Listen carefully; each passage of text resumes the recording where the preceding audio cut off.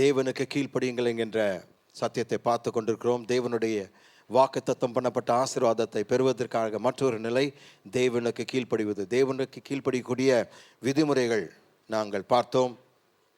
முதலாவது, நாம் தேவனுக்கு கீழ்ப்படிய கற்றுக்கொள்ள விரும்பினால் நாம் என்ன செய்ய வேண்டும்? தேவனை நம்ப கற்றுக்கொள்ளுங்கள். ரெண்டாவது, கர்த்தருக்கு காத்திருக்க கற்றுக்கொள்ள வேண்டும். மூன்றாவது, தேவனுடைய வார்த்தையை தியானிக்க கற்றுக்கொள்ள வேண்டும். இந்த 3 காரியங்கள் சென்ற வாரத்தில் பார்த்தோம்.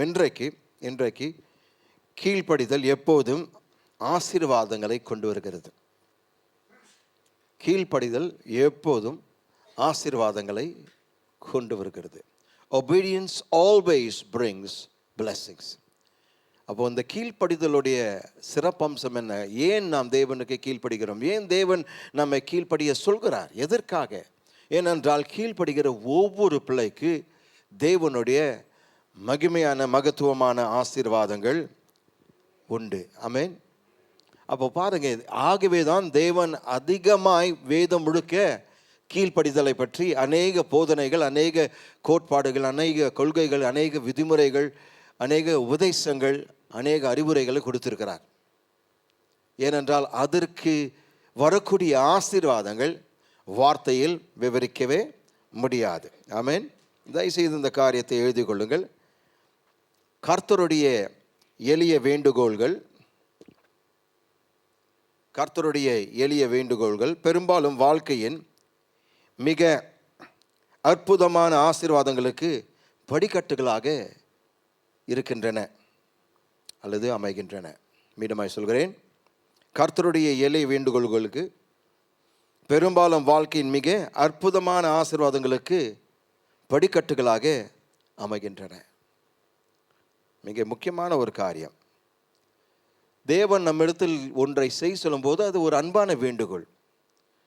அவர் சர்வாதிகாரமுள்ள தேவனாய் இருக்கிறபடினால் நமக்கு அப்படி ஒரு கட்டளை கொடுத்து கீழ்ப்படிய வைக்கிறது இல்லை. எதற்காக கீழ்ப்படிய வைக்கிறார்னா, அதன் மூலமாக அவருடைய மிகப்பெரிய ஆசீர்வாதங்களை நாம் பெறுவதற்கு. அப்போ பாருங்க, அவருடைய ஒவ்வொரு நோக்கத்திலும் நம்முடைய மிக சிறந்த ஆசீர்வாதத்திற்காக தான் பிரயாசமே படுகிறார். ஏனென்றால் ஒரு தகப்பன் தன் பிள்ளையினுடைய நல்வாழ்வு தான் அதிகமாய் விரும்பும். பெற்றோராகிய நாம் நம்முடைய பிள்ளைகளுடைய நல்வாழ்வு தான் விரும்புகிறோம். அவர்களை சிச்சிக்கும் போது கூட அது கோபத்தோடு செய்கிறது இல்லை. கோபமாய் திட்டலாம், அடித்தாலும், ஆனால் ஏன் செய்கிறோம்? அன்பு நிமித்தமாக. நம்முடைய பிள்ளைகள் பாதிக்கப்படக்கூடாது, நம்முடைய பிள்ளைகள் இடறி விடக்கூடாது, நம்முடைய பிள்ளைகள் ஏமாந்து போகக்கூடாது, நம்முடைய பிள்ளைகள் தவறான வழியில் போகக்கூடாது. ஆகவே தான் சிச்சிக்கிறோம், ஆகவே தான் அடிக்கிறோம், ஆகவே தான் திட்டுகிறோம். ஏன் செய்கிறோம்? அன்பு. அதே போல சில நேரத்தில் பிதாவானவர் நம்மை சிச்சிக்கிறார், நம்மை கடிந்து கொள்கிறார், நம்மை கண்டிக்கிறார். ஏன்? நாம் சரியான வழியில் நடந்து அவருடைய அனைத்து ஆசீர்வாதங்களையும் பெற்று பகிர்ந்து கொள்ள வேண்டும் என்ற ஒரே கண்ணோட்டம். ஆமென். அப்போ இந்த மிக அற்புதமான ஆசீர்வாதங்களை எவ்வாறு விளக்குவது? பல காரியங்கள் உங்களுக்கு நான் வைத்திருக்கிறேன்.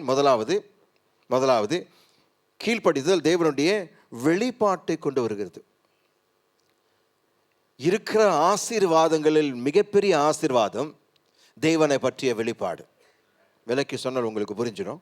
ஆனால் இந்த முதல் ஆசீர்வாதத்தை எழுதி கொள்ளுங்கள். கீழ்ப்படிதல் தேவனுடைய வெளிப்பாட்டை கொண்டு வருகிறது. Obedience brings a revelation of God. Obedience brings a revelation of God. ஆதியாகமம் 22 அதிகாரம் முதல் 2 வசனங்கள். இந்த காரியங்கள் நடந்த பின்பு தேவன் ஆபிரகாமை சோதித்தார். எப்படி எனில், அவர் அவனை நோக்கி, ஆபிரகாமே என்றார். அவன், இதோ அடியேன் என்றான். அப்பொழுது அவர், உன் புத்திரனும் உன் ஏகசூதனும் உன் நேசுகுமாரனும் ஆகிய ஈசாக்கை நீ இப்பொழுது அழைத்து கொண்டு மோரியா தேசத்துக்கு போய் அங்கே நான் உனக்கு குறிக்கும் மலைகள் ஒன்றின் மேல் அவனை தகன பலியாக பலியிடு என்றார். இப்போ கவனிங்க, முதலாம் வசனத்தை மீண்டும் வாசிங்க. இந்த காரியங்கள் நடந்த பின்பு தேவன் ஆபிரகாமை சோதித்தார். அந்த சோதித்தார் என்கின்ற வார்த்தை, அவர் நம்மளை சோதிக்கவில்லை, நம்மை பரிசித்து பார்க்கிறார், அவ்வளவுதான். இது ஒரு பரீட்சை, சோதனை இல்லை. பிசாசானவன் தான் நம்மை சோதிக்கிறான். தேவன் நம்மை எப்பொழுதுமே பரீட்சை பார்க்கிறார். God never tempts us, he only tests us. Amen. The devil tempts us, but God only tests us. எங்கெல்லாம் இந்த சோதிக்கிறார் என்கிற வார்த்தை பார்க்கும்போது தேவன் நம்மை பரீட்சிக்கிறார், பரீட்சை செய்து பார்க்கிறார். அப்போ இந்த வசனத்தில் கர்த்தர் ஆபிரகாமை சோதிக்கிறார் என்று சொல்லப்பட்டிருக்கிறது. எதற்காக இதை செய்கிறார்?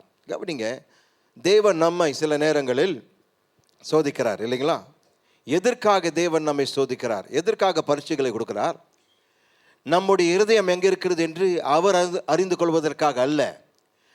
நாம் எங்கே இருக்கிறோம், நம்முடைய இருதயம் எங்கே இருக்கிறது என்று நாம் அறிந்து கொள்ளும்படியாக தான் நமக்கு பரீட்சை கொடுக்கிறார்.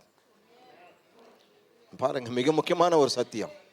நாம் அநேக நேரத்தில் தேவன் சோதிக்கிற காரியத்தை பார்க்கும்போது ஏதோ அவருக்கு சரியாத சில காரியங்கள் நமக்குள் இருக்கிறது அவர் காண்பிக்க, அவர் தெரிஞ்சு கொள்ள வேண்டும் என்று விரும்புகிறார். அல்ல, தேவன் எல்லாவற்றையும் அறிந்தவர்.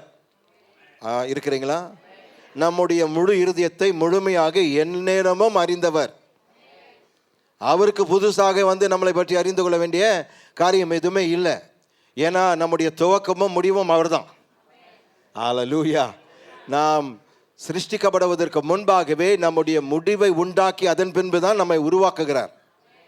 இருக்கிறீங்களா? இப்படிப்பட்ட தேவன் சொல்கிறார், ஏன் நம்மை பரீட்சிக்கிறார், ஏன் நம்மை சோதிக்கிறார்? ஏனென்றால் நம்முடைய இருதயம் எங்கே இருக்கிறது என்று நாம் அறிந்து கொள்வதற்கு. அவர் அல்ல, அவர் எல்லாவற்றையும் அறிந்த தேவனாய் இருக்கிறார். எனவே நாம் நினைவு கொள்ள வேண்டிய காரியம் இதுதான்.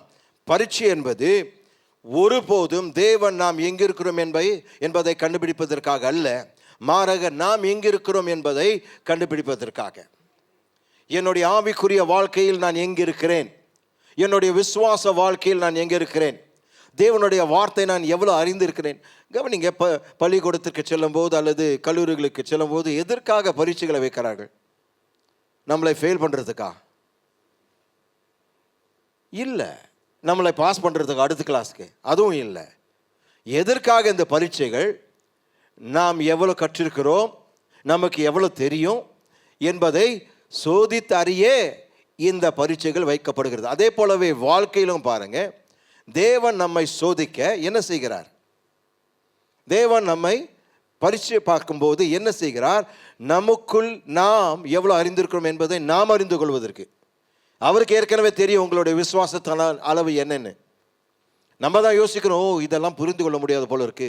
இல்லை, அவர் சொல்கிறார், ஏற்கனவே உன்னுடைய லிமிட் எனக்கு தெரியும், எவ்வளோ தூரம் நீ தாங்குவ, எவ்வளோ தூரம் நீ சகிப்பு ஏற்கனவே எனக்கு தெரியும். ஆகவே தான் அவர் திராணிக்கு மேலாக சோதிக்கிற தேவன் அல்ல. விளங்கிடுச்சிங்களா? He never violates our limitations. He always tests us within the limits of our ability to endure. சகித்துக்கொள்ளக்கூடிய நம்முடைய வரம்புக்கு உட்பட்ட விதத்தில் தான் நம்மை பரீட்சை பார்க்கிறார். Praise the Lord. அப்போ பாருங்க, நாம் அறிந்து கொள்ள வேண்டும் நாம் எவ்வளவாக சத்தியத்தை அறிந்திருக்கிறோம், அவரை எவ்வளவாக நம்புகிறோம் என்பதை வெளிப்படுத்துவதற்காக தான் இந்த காரியங்கள் சொல்லப்படுது. 2ஆம் வசனத்தை வாசிப்போம். அப்பொழுது அவர், உன் புத்திரனும் உன் ஏகசுதனும் உன் நேசகுமாரனும் ஆகிய ஈசாக்கை நீ இப்பொழுது அழைத்து கொண்டு மோரியா தேசத்துக்கு போய் அங்கே நான் உனக்கு குறிக்கும் மலைகள் ஒன்றின் மேல் அவனை தகன பலியாக பலியிடு என்றார். 2ஆம் வசனத்தில் சில நேரங்கள் தேவன் நம்மிடத்தில் ஒன்றை செய்யும்படியாக சொல்கிறார் அல்லது கேட்கிறார், மேலும் அதற்கு அவர் விளக்கம் கொடுப்பதில்லை. ஒன்றை செய்ய சொல்கிறார், ஆனால் விளக்கம் கொடுக்கவில்லை. ஏன் கொடுக்கவில்லை? ஏனென்றால் நம்மை அவர் பரீட்சை பார்க்கிறார். உனக்குள் எவ்வளோ விசுவாசம் இருக்குது நான் உனக்கு காண்பிக்க போகிறேன். நீ எப்படிப்பட்டவன் என்பது உனக்கே நான் காண்பிக்க உன்னை பற்றி உனக்குள் இருக்கிறதை நான் அறிவிக்க போகிறேன். ஏனென்றால் அது உனக்கே தெரியாது. உன்னுடைய சகிப்புத்தன்மை உனக்கு தெரியாது. உன்னுடைய விசுவாசத்தின் வல்லமை என்னது உனக்கு தெரியாது. உன்னுடைய என்னை பற்றி அறிகின்ற அறிவு எவ்வளோ இருக்கிறது என்று உனக்கு தெரியாது. ஆனால் அந்த பரீட்சையின் மூலமாக நீ நீ வந்து அந்த டிஸ்டிங்ஷன் வாங்கும்போது அப்பொழுதுதான் நீ புரிந்து கொள்வாய், ஓ நான் தேவனை நன்றாக தான் விசுவாசிக்கிறேன், நன்றாக தான் அறிந்திருக்கிறேன். கர்த்தர் நல்லவர் பாருங்க. அவர் சொல்கின்ற காரியத்தை பார்க்கும்போது அவர் இங்கே தெளிவாக காண்பிக்கிறார் நமக்கு. நம்முடைய வாழ்க்கையில் சில நேரங்கள் அவர் விளக்கம் கொடுக்க மாட்டார். அப்பொழுது பாருங்க, ஆபிரகாமுடைய மனதில் பல கேள்விகள் ஓடிக்கொண்டிருக்கிறது. ஏன் இது, எப்படி என்னுடைய மகன் இதன் மூலமாய் மரித்தால் வாக்குத்தத்தம் என்ன ஆகிறது, தேவனுடைய குணம் என்ன ஆகிறது, அவருடைய உண்மை அல்லது அவருடைய விசுவாசம் என்ன ஆகிறது? ஏனென்றால் அவர்தான் இந்த பிள்ளையை வாக்குத்தத்தம் பண்ணினார். அவர்தான் சொன்னார், உன்னுடைய ஈசாக்கின் மூலமாக தான் இந்த சந்ததி பூமியில் ஆசீர்வதிக்கப்படும் என்று சொன்னார். ஆனால் இவரை கொண்டு போட்டால் எப்படி அது சாத்தியமாகும், எப்படி அது நிறைவேறும் என்று பல கேள்விகள் அவருடைய மனதில், ஆபிரகாமுடைய மனதில் ஓடிக்கொண்டிருக்கிறது. ஆகவேதான் தெளிவாக நாம் பார்க்கின்ற காரியம் 3ஆம் வசனத்தில் இத்தனை கேள்விகள் ஓடுகின்ற வேளையில் கூட பாருங்க ஆபிரகாம் எப்படி மறுத்துரு கொடுக்கிறார். ஆபிரகாம் அதிகாலையில் எழுந்து தன் கழுதையின் மேல் சேணம் கட்டி தன் வேலைக்காரரில் 2 பேரையும் தன் குமாரன் ஈசாக்கையும் கூட்டிக் கொண்டு தகன பலிக்கு கட்டைகளையும் பிளந்து கொண்டு தேவன் தனக்கு குறித்த இடத்துக்கு புறப்பட்டு போனான். அல்லேலூயா. அந்த முதல் வாக்கியத்தை மட்டும் வாசிங்க. ஆபிரகாம் அதிகாலையில் எழுந்து. ஆபிரகாம் அதிகாலையில் எழுந்து. மிக முக்கியமான ஒரு காரியம் இங்க சொல்லப்படுகிறது. சில வசனங்கள் வாசிக்கும் போது அந்த மெயின் பாயிண்ட்டை நம்ம தெளிவாக புரிஞ்சுக்கணும் ஆவியானவருடைய உதவினால். அப்போ நன்றாக கவனிங்க. தேவனுக்கு கீழ்ப்படிய நாம் அதிக காலம் காத்திருப்போமானால் என்ன ஆகும்? சில நேரங்கள் தேவனுக்கு கீழ்ப்படிய அதிக காலம் எடுக்கிறோம், அதிக நேரம் எடுக்கிறோம். ஆனால் எந்த அளவுக்கு எவ்வளவுதான் நீங்கள் தாமதித்தாலும் நீங்கள் கவனிக்க வேண்டிய காரியம், தேவனுக்கு கீழ்ப்படிய எவ்வளோ காலம் நாம் காத்திருக்கிறோமோ அவ்வளோ அதிகமாய் அது நமக்கு செய்வதற்கு, கீழ்ப்படிவதற்கு கடினமாய் இருக்கும். நீங்க காத்திருக்க கீழ்ப்படிவதற்கு, தேவனுக்கு கீழ்ப்படிவதற்கு இன்னும் கடினமாகும். அப்படின்னா என்ன சொல்ல வரீங்க பாஸ்டர்? நீங்க கேட்கலாம், நல்லது, நீங்க கேட்டதற்காக நல்லது. ஆமென். கீழ்ப்படிதல் உடனடியாக இருக்கும்போது அது மிகவும் எளிதானது. கீழ்ப்படிதல் உடனடியாக இருக்கும்போது அது மிகவும் நல்லது. Obedience is easiest when it is immediate. நாம் காலம் தாமதிக்க என்ன செய்கிறோம்? செய்யாமல், கீழ்ப்படியாமல் போய்விடுகிறோம். ஆகவேதான் தேவன் இந்த மிக கடுமையான ஒரு கேள்வி, அது கடுமையான ஒரு சோதனை இதுங்க, ஒரு பரீட்சை. உன் சுதனும் உன் ஏக சுந்தரம் நீ நேசிக்கிற உன் ஏக சுந்தரம் நீ பலியாய். எத்தனை பேர் அது செஞ்சிருப்போம்? நான் செஞ்சிருப்பேனா? நீங்க செஞ்சிருப்பீங்களா? இப்போ ஆமேன்னு சொல்லிடுவீங்க, ஏன்னா வசனத்தை வாசித்தோம், முடிவை கற்று நமக்கு தெரியும். ஆனால் அந்த நேரத்தில் என்ன முடிவாக போகிறது? இந்த மனுஷனுக்கு, இந்த பிள்ளைக்காக 25 ஆண்டு காலமாக காத்திருந்தோம், கொடுத்துட்டார். கொடுத்த பின்பு இவரை வந்து கொன்று எரித்து போடுன்னு சொன்னா, பலியாக செலுத்துன்னா எந்த தகவல் தான் தாங்குவார்? கேள்விகள் பல்லாயிரம் அவருடைய மைண்ட்ல ஓடினுகிறது. ஆனால் அவைகள் மத்தியில் அதிகாலையில் எழுந்து தேவன் சொன்னதை செய்யும்படியாக அவன் புறப்பட்டு செல்கிறார். விசுவாச வீரர்கள் தேவனுக்கு கீழ்ப்படிய தாமதிக்க மாட்டார்கள். Warriors of faith never take time to obey God. For them it is instantaneous obedience. Amen. விசுவாச வீரர்களுக்கும் வீராங்கனைகளுக்கும் நாம் புரிந்து கொள்ள வேண்டிய காரியம் என்னவென்றால், அவர்கள் எப்பொழுதுமே தேவனுக்கு உடனடியாக கீழ்ப்படிய விருப்பமுள்ளவர்களாக இருப்பார்கள். ஏன்? அவர்கள் அந்த அளவுக்கு தேவனை நம்பிக்கொண்டிருக்கிறார்கள். ஆகவேதான் எங்களுடைய முதல் குறிப்பு, கீழ்ப்படிதலுடைய முதல் குறிப்பு, தேவனை நம்ப கற்றுக்கொள்ளுங்கள். தேவனை நாம் நம்ப வேண்டும். நம்பும் போது நாம் சொல்கிறேன், நீங்கள் உடனடியாக அவர் சொல்கிற காரியம் நம்முடைய புத்திக்கு அப்பாற்பட்ட காரணம் இருந்தாலும், அவர் சொன்ன ஒரே காரணத்து நிமித்தமாக உலகம் என்னை பைத்தியக்காரன் என்று அழைத்தாலும் கவலை இல்லை, நான் கர்த்தருக்கு கீழ்ப்படிய போகிறேன். ஆனால் கவனிங்க, நாம் தாமதிக்கும் போது எல்லா சாக்கு போக்குகள், எல்லா வாக்குவாதங்கள் வெளியே வருது.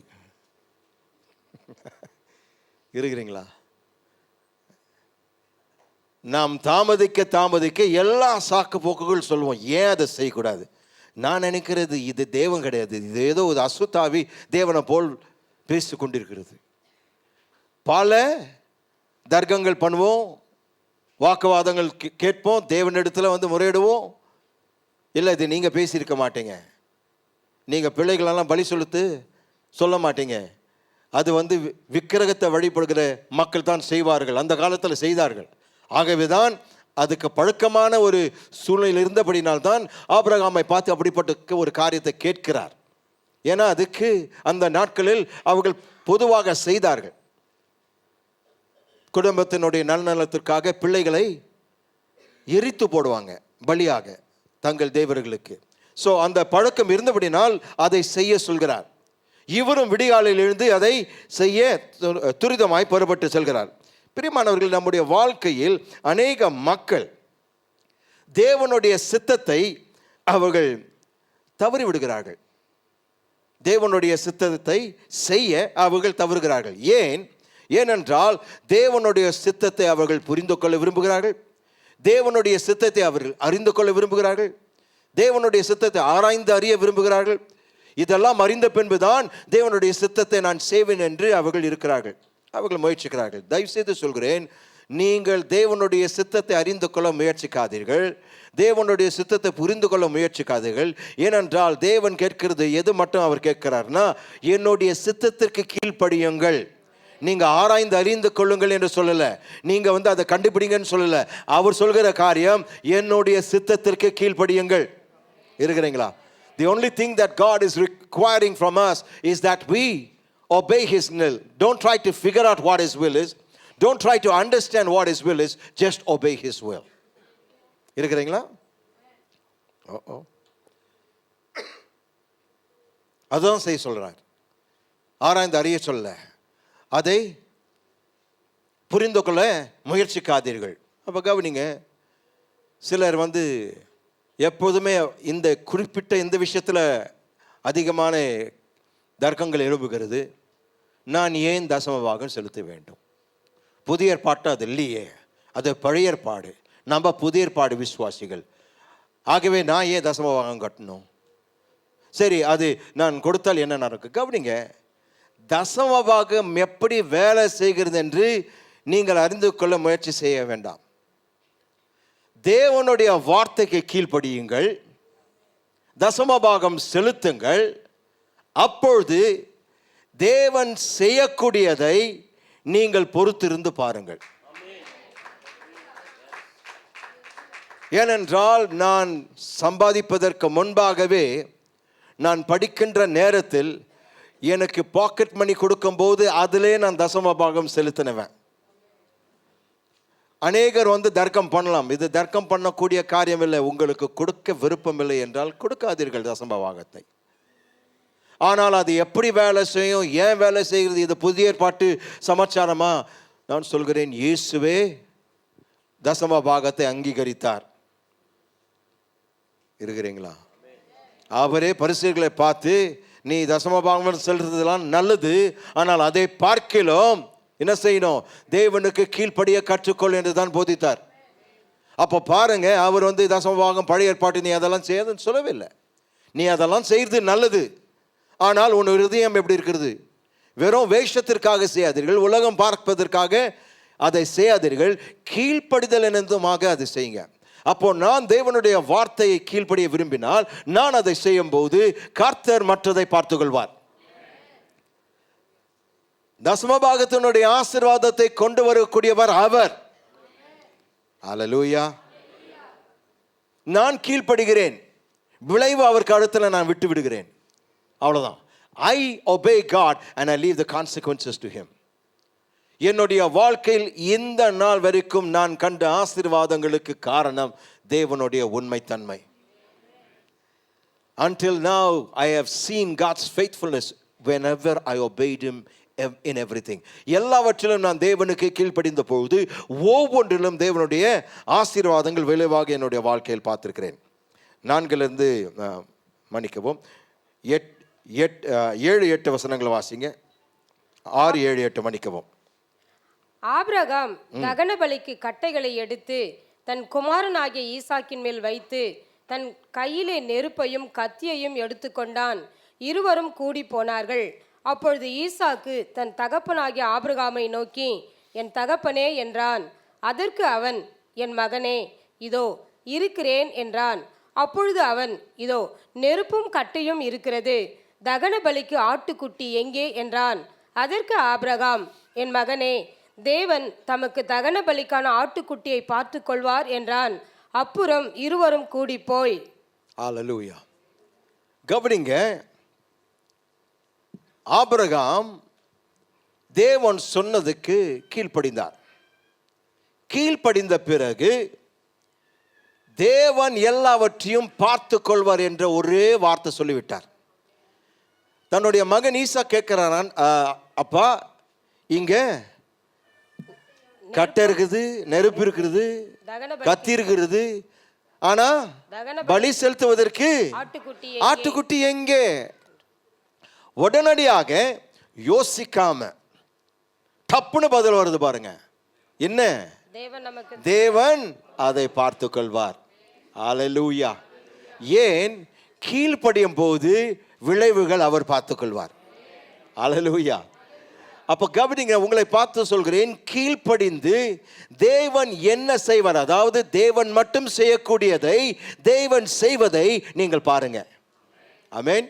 மீண்டுமாய் சொல்கிறேன், கீழ்ப்படிங்க, தேவனுடைய வார்த்தைக்கு கீழ்ப்படிங்க. அதன் பிறகு தேவன் மட்டுமே செய்யக்கூடியதை அவர் செய்வதை பாருங்க. கண்டிப்பா செய்வார். இவர் சொல்கிறார், நீ அது குறித்து கவலைப்படாத, நாம் செய்ய வேண்டியது, அவர் சொன்னார், வெறுகு எடுத்துட்டு போ, கட்டை எடுத்துட்டு போ, நெருப்பு எடுத்துட்டு போ, கத்தி எடுத்துட்டு போ, மற்றது அவர் பார்த்துப்பார். அப்போ உங்களை பார்த்து சொல்கிறேன், கீழ்ப்படிவது தான் நம்முடைய கடமை. பராமரிப்பது, அற்புதம் செய்வது, அதற்கு விளைவுகள் கொடுப்பது, அதற்கு முடிவுகள் கொடுப்பது கர்த்தருடைய காரம், அது கர்த்தருடைய சித்தம், அது கர்த்தருடைய திட்டம். அவர் செய்யட்டும், அவர் வேலை அவர் நிச்சயமாய் செய்வார். ஏனென்றால் நம்மிடத்தில் ஒன்றை சொல்வதற்கு முன்பாக ஏற்கனவே அதற்கான ஆசீர்வாதத்தை ஆயத்தம் பண்ணி வைத்த பிறகுதான் நம்மை சோதிக்கிறார். டாக்டர் பி சம்பரி ஆசீர்வாதத்தை வைத்த பிறகுதான் வந்து சோதிக்கிறார் ஆபிரகாமை. ஏன்னா அவருக்கு தெரியும் ஆபிரகாமுடைய இருதயம் எங்க இருக்கிறது. அவனுடைய மகனை நேசிக்கலாம், ஆனால் தேவனுடைய இடத்தை அவருடைய மகனுக்கோ சாராளுக்கோ வேறு எந்த சக்திக்கும் அவர் கொடுக்கல. செல்வத்தை கூட அவர் அதிகமாய் கருதலை, அதை எண்ணி அவன் வாழலை. ஒரு நாடோடியாய் தான் வாழ்ந்தான், ஒரு பரதேசியை போல் தான் வாழ்ந்தான். என்ன அர்த்தம்?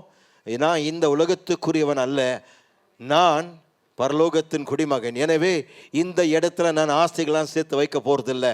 தேவன் கொடுத்ததை தேவனுக்காக பயன்படுத்த போகிறேன். பிரியமானவர்களே, செழிப்பினுடைய காரணமே நீங்கள் தேவனுடைய ராஜ்யத்தை அதன் மூலமாய் விரிவாக்குவதற்கு என்று மட்டுமே. The only reason why God gives you prosperity is for you to establish the kingdom of God. Are you with me, church? இருக்கிறீங்களா சபையா? Hallelujah. இப்போ நீங்க யோசிக்கலாம், சரிங்க பாஸ்டர், நீங்க பாயிண்ட் சொன்னீங்க, தேவனை குறித்த வெளிப்பாடு கீழ்ப்படிதல் கொண்டு வரும் என்று. மிகப்பெரிய வெளிப்பாடு, மிகப்பெரிய ஆசீர்வாதம் தேவனை குறித்த வெளிப்பாடு என்று சொன்னீங்கன்னா, இதுவரைக்கும் வெளிப்பாடை காணமே. பார்ப்போம் 10-11 வசனங்கள். பின்பு ஆபிரகாம் தன் குமாரனை வெட்டும்படிக்கு தன் கையை நீட்டி கத்தியை எடுத்தான். அப்பொழுது கர்த்தருடைய தூதனானவர் வானத்தில் இருந்து, ஆபிரகாமே, ஆபிரகாமே என்று கூப்பிட்டார். அவன், இதோ அடியேன் என்றான். அப்பொழுது அவர், பிள்ளையாண்டான் மேல் உன் கையை போடாதே, அவனுக்கு ஒன்றும் செய்யாதே, நீ அவனை உன் புத்திரன் என்றும் உன் ஏகசுதன் என்றும் பாராமல் எனக்காக ஒப்பு கொடுத்தபடியினால் நீ தேவனுக்கு பயப்படுகிறவன் என்று இப்பொழுது அறிந்திருக்கிறேன் என்றார். ஆபிரகாம் தன் கண்களை ஏறெடுத்து பார்க்கும்போது இதோ பின்னாக புதரிலே தன் கொம்புகள் சிக்கி கொண்டிருந்த ஒரு ஆட்டுக்கடாவை கண்டான். அப்பொழுது ஆபிரகாம் போய் கடாவை பிடித்து அதை தன் குமாரனுக்கு பதிலாக பலியிட்டான். ஆபிரகாம் அந்த இடத்துக்கு யெகோவா ஈரே என்று பெயரிட்டான். அதனாலே கர்த்தருடைய பர்வதத்திலே பார்த்து கொள்ளப்படும் என்று இந்நாள் வரைக்கும் சொல்லப்பட்டு வருகிறது. அதுவரைக்கும் தேவன் யெகோவா ஈரா என்கின்ற வெளிப்பாடோடு எந்த மனுஷனுக்கு தம்மை வெளிப்படுத்தவில்லை. அதாவது தேவைகள் வருவதற்கு முன்பாக அந்த தேவையை சந்திக்க தேவன் எல்லா ஆயத்தங்களை செய்து விட்டார் என்ற வெளிப்பாடு அதுவரைக்கும் யாருக்குமே இல்லை. பிரியமானவர்களே, முதல் முறையாக ஆபிரகாமுடைய கீழ்ப்படிதல் நிமித்தமாக அவருக்கு கிடைச்ச மிகப்பெரிய ஒரு ஆசீர்வாதம் இந்த தேவனுடைய கொடுக்கும் தன்மையை, ஏற்பாடு செய்யும் தன்மையை, முன்னேற்பாடு செய்கின்ற அவருடைய குணத்தை அன்றைக்கு அவர் கண்டு கொண்டார். ஆனால் கவனிங்க, அதை பார்ப்பதற்கு முன்பாகவே, அந்த வெளிப்பாடு பெறுவதற்கு முன்பாகவே விசுவாசத்தை கொண்டு அவர் அறிக்கை செய்தார். என்ன சொன்னார்? அவர் மகனை பார்த்து, கர்த்தர் பார்த்து கொள்வார். ஆமென். கர்த்தர் அதை பார்த்து கொள்வார். பாருங்க, அந்த ஆட்டுக்கடையை பார்த்த பிறகு அவர் உடனே அந்த இடத்துக்கு பேர் நினைத்தாருங்க, யெகோவா ஈரே. என்ன அர்த்தம் சொல்லுங்க? ஹல்லேலூயா. அவர் எல்லாவற்றையும் அவர் வெளிப்பாடு பெறுவதற்கு முன்பாக விசுவாசத்தை கொண்டு அறிக்கை செய்தார். விசுவாசத்தை கொண்டு அறிக்கை செய்கிறதை நீங்கள் வெளிப்பாடாக பெறுவீர்கள். Whatever you confess by faith, you will end up having a revelation of. Please note that. Whenever you confess something by faith, you will have a revelation of that to follow. எப்பொழுதெல்லாம் ஒரு காரியத்தை குறித்து நீங்கள் விசுவாச அறிக்கை செய்கிறீர்களோ, நீங்கள் எதை விசுவாசத்தை கொண்டு அறிக்கை செய்தீர்களோ அது உங்களுக்கு வெளிப்பாடாக வரும். இவன் முழுமையாக புரிந்து கொள்ளாமல் சொல்லிவிட்டான். ஒரு ஃப்ளோல சொல்லிட்டாருங்க, தேவன் பார்த்து கொள்வார். ஏன்னா எப்படி மகனை பார்த்து நீ தான் அந்த வழி தகன வழி நீ தான் சொல்ல முடியுமா? சொல்ல முடியாது. ஆனால் ஒரு ஃப்ளோல என்ன செய்யறாருங்க, கர்த்தர் தாமே இதை பார்த்து கொள்வார். ஆனால் ஃப்ளோல சொன்னாலும் ஃபெய்த்தில் தான் சொன்னார். சில நேரத்தில் ஃப்ளோவில் வருதெல்லாம் நீங்க எத்தாச்சியாக நினைச்சாதீங்க. சில நேரத்தில் வர ஃப்ளோவே ஃபெய்த்தில் இருந்து தான் அந்த ஃப்ளோவே வருது. இருக்கிறீங்களா? சில நேரத்தில் நம்ம யோசிக்கிறோம், ஐயோ நம்ம வாய் விட்டு எதோ பேசிடுறோமே. சில நேரத்தில் மட்டும் அதை எதோ பேசுகிறோம். ஆனால் அநேக நேரங்களில் தேவனுடைய விசுவாசத்தை கொண்டு நீங்கள் பேச அவர் தூண்டுகிறார். உங்களை அறியாமல் நீங்கள் அறிக்கை செய்யும் போது தேவன், ஆஹா நீ சத்தியத்தை பிடிச்சிட்ட, இதோ நான் உனக்கு அதை வெட்டு வெளிச்சமாக உனக்கு நான் வெளிப்படுத்தி காண்பிக்கிறேன் என்று சொல்லி அந்த நாளில் அந்த இடத்திற்கு யெகோவா ஈரே என்று பெயரிட்டான். தேவன் என்னுடைய எல்லா தேவைகளை பார்த்து கொள்வார். ஹல்லேலூயா. மிகப்பெரிய வெளிப்பாடு. அப்போ நான் சொல்கிறேன், கீழ்ப்படிதல் நமக்கு தேவனை பற்றிய மிகப்பெரிய வெளிப்பாடுகள் கொண்டு வரும். ஆமென். இரண்டாவதாக கீழ்ப்படிதல் தேவனிடமும் மனிதனிடமும் நமக்கு தயவு தருகிறது. கீழ்ப்படிதல் தேவனிடமும் மனிதனிடமும் நமக்கு தயவை தருகிறது. Obedience gives us favor with God and man. Tremendous blessing. Obedience gives us favor with God and with man. கீழ்ப்படிதல் தேவனிடமும் மனிதனிடமும் நமக்கு தயவை தருகிறது.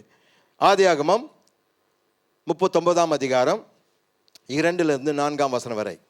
ஆதியாகமம் 39 அதிகாரம் 2-4 வசனங்கள் வரை. கர்த்தர் யோசேப்போடு இருந்தார். அவன் காரிய சித்தி உள்ளவனானான். அவன் எகிப்தியனாகிய தன் எஜமானுடைய வீட்டில் இருந்தான். கர்த்தர் அவனோடு இருக்கிறார் என்றும் அவன் செய்கிற யாவையும் கர்த்தர் வாய்க்க பண்ணுகிறார் என்றும் அவன் எஜமான் கண்டு யோசேப்பினிடத்தில் தயவு வைத்து அவனை தனக்கு ஊழியக்காரனும் தன் வீட்டுக்கு விசாரணைக்காரனுமாக்கி தனக்கு உண்டான யாவற்றையும் அவன் கையில் ஒப்புவித்தான். கவனிங்க, கர்த்தருக்கு கீழ்ப்படுகிற மனுஷனோடு எப்பொழுதுமே கர்த்தர் கூடவே இருப்பார். 2ஆம் வசனத்தில் அதுதான் சொல்லப்பட்டிருக்கிறது. கர்த்தர் யோசேப்போடு இருந்தார். அவன் காரிய சித்தியுள்ளவனாக இருந்தான். காரிய சித்தி உள்ளவனாக மாறினான். காரிய சித்தி உள்ளவனா என்ன? முழுமையாக வெற்றி பெற்றவர், ஒரு வெரி சக்சஸ்ஃபுல் மேன். அப்போ பாருங்க, கர்த்தர் ஒரு மனுஷனோடு இருக்கும்போது அவன் எல்லா வகையிலும் வெற்றி பெறுவான். ஒரு நாளும் ஒரு விதத்திலும் அவர் தோற்று போகவே மாட்டார். எத்தனை பேர் நம்புறீங்க? ஏனென்றால் என்னுடைய வெற்றிக்கு காரணமே யெகோவா நிசி என் கூடவே இருக்கிறார். ஆமென். வெற்றியை தருகிற தேவன் என்னோடு இருக்கிறபடினால் நான் எல்லாவற்றிலும் வெற்றி பெறுவேன். அப்போ யோசேப்போடு கர்த்தர் இருந்தபடினால் அவன் எல்லாவற்றிலும் வெற்றி பெற்றவனாய் காணப்பட்டான். ஆமென். ஏன் யோசேப்போடு தேவன் இருந்தார்? ஏனென்றால் தேவனுக்கும் அவருடைய தகப்பனுக்கும் கீழ்ப்படுகிற ஒரு பிள்ளையாய் இருந்தான். தேவனை பற்றி நன்றாக அறிந்தவனாய் வாழ்ந்தான்.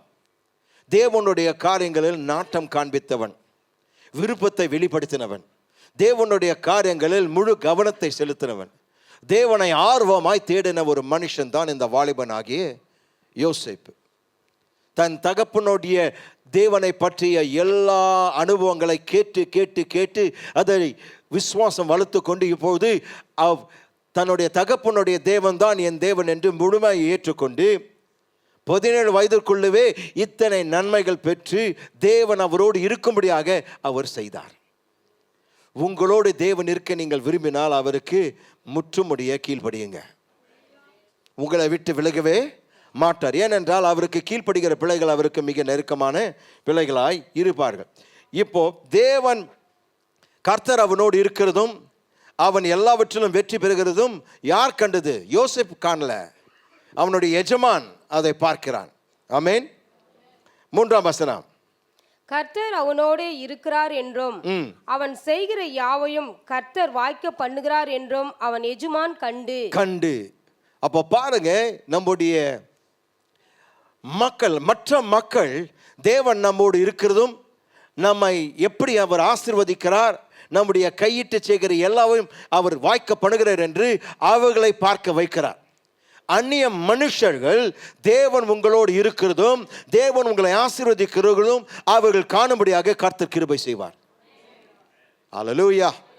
உங்களை பார்த்து மற்றவர்கள் சொல்ல வேண்டும், உன் தேவன் உண்மையான தேவன், உன் தேவன் உண்மையான தேவன். அவரை போல் இந்த உலகத்தில் வேறு தேவன் கிடையாது என்று புறஜாதி மக்கள் சொல்வார்கள். எப்பொழுது நீங்கள் கீழ்ப்படிந்து தேவன் உன்னுடைய கையின் பிரயாசங்களை ஆசீர்வதித்து உன்னோடு எல்லாவற்றிலும் இருந்து உங்களை எல்லாவற்றிலும் வெற்றி சிறக்க பண்ணும் போது அவர்கள் புரிந்து கொள்வார்கள், இப்படிப்பட்ட தேவன் இந்த உலகத்திலேயே கிடையாது.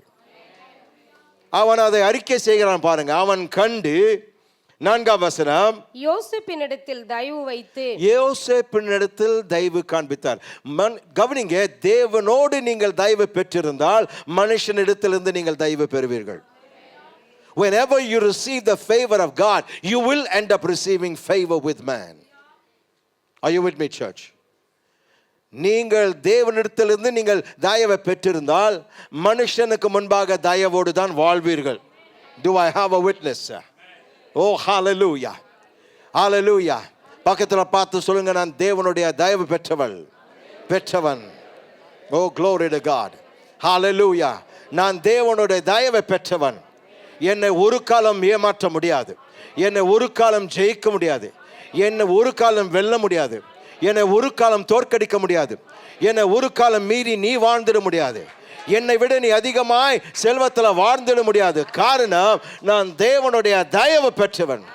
ராபா காட்டேரியாண்டா. ஓ ஹalleluya, ஹalleluya. கர்த்தர் நல்லவருங்க. அவருடைய கிருபை உன் வாழ்க்கையின் மீது இருக்கிறது. அவர் உங்களை அற்புதமாய் வழி நடத்துவார். கீழ்ப்படிய கற்றுக்கொள்ளுங்கள். ஏனென்றால் கீழ்ப்படிதல் உள்ள ஆசீர்வாதங்கள் ஏராளமாய் இருக்கிறது. பிரியமானவர்களே, இந்த நாளில் நீங்கள் தேவனுக்கு கீழ்ப்படியும் போது நான் சொல்கிறேன், உலகத்திற்கு நீங்கள் யார் என்பதை அவர் நிரூபித்து காட்டுவார். உங்களை ஒரு டிஸ்பிளே கார்டு மாதிரி வைப்பாருங்க. உலகத்திற்கு முன்பாக ஒரு காட்சி பொருளாக தேவன் விசுவாசிகளை வைப்பார். You are God's display product to the entire world of His greatness and His faithfulness. தேவன் மகத்துவமானவர், தேவன் உண்மையுள்ளவர் என்பதை உலகத்துக்கு காண்பிக்கும்படியாக உங்களை காட்சி பொருளாய் வைப்பாருங்க. You are the revelation of God to the earth. பூமிக்கு நீங்கள் தேவனுடைய வெளிப்பாடாக இருக்கிறீர்கள். The world cannot know God without you. சபை இல்லாமல் தேவனை அறிந்து கொள்ள உலகத்துக்கு சாத்தியமே கிடையாது. தேவன் அப்படிப்பட்ட ஒரு கிருபை வரம் சபைக்கு கொடுத்திருக்கிறார், விசுவாசிக்கு கொடுத்திருக்கிறார். நாம் தான் இந்த உலகத்திற்கு தேவனை வெளிப்படுத்த முடியும். காரணம், நாம் தேவனுடைய பிள்ளைகளாய் இந்த பூமியில் வாழ்ந்து கொண்டிருக்கிறோம். பிள்ளைகள் தகப்பனுடைய குணத்தை வெளிப்படுத்தக்கூடிய கடமை பெற்றவர்களாய் இருக்கிறார்கள். உங்களுடைய கடமையும் என்னுடைய கடமை என்ன? எங்களுடைய பிதாவினுடைய குணநலத்தையும் குணாதிசயங்களையும் அவருடைய மனப்பான்மைகளையும் உலகத்திற்கு நாம் காண்பிக்க வேண்டும். Do I have a witness in here? How zealous are we in revealing this God to the world? இந்த தேவன் உலகத்திற்கு காண்பிக்கும்படியாக, வெளிப்படுத்தும்படியாக நாம் எவ்வளவு தீவிரமாக இருக்கிறோம், எவ்வளவு வைராக்கியமாக இருக்கிறோம், என்ன வைராக்கியத்தை காண்பிக்கிறோம், எவ்வளவாய் ஜெபிக்கிறோம், எவ்வளவாய் சபையாய் கூடி ஜெபிக்கிறோம். கடைசி நாட்களில் வாழ்ந்து கொண்டிருக்கிறோம். ஏகப்பட்ட போதனைகள் ஜெபத்தை குறித்து போதித்திருக்கிறோம். எத்தனை பேர் நீங்க இந்த சபைக்கு வந்து அல்லது ஆன்லைனில் கலந்து கொண்டு ஜெபிக்கிறீர்கள்? ஒரு சபையோடு இருக்கும்போது ஒரு சபையாய் நாம் தரிசனத்தை சுமக்கிறவர்களாய் இருக்கிறோம். ஆனால் எந்த அளவுக்கு அந்த தரிசனத்தை ஜெபத்தின் மூலமாய் நம்முடைய தீவிரத்தை, நம்முடைய வைராக்கியத்தை காண்பிக்கிறோம்?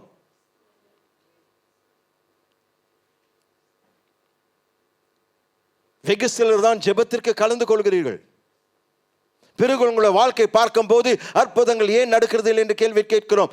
முதலாவது கீழ்ப்படிய கற்றுக்கொள்ளுங்கள். ஆசீர்வாதங்களை தேடி வரும்.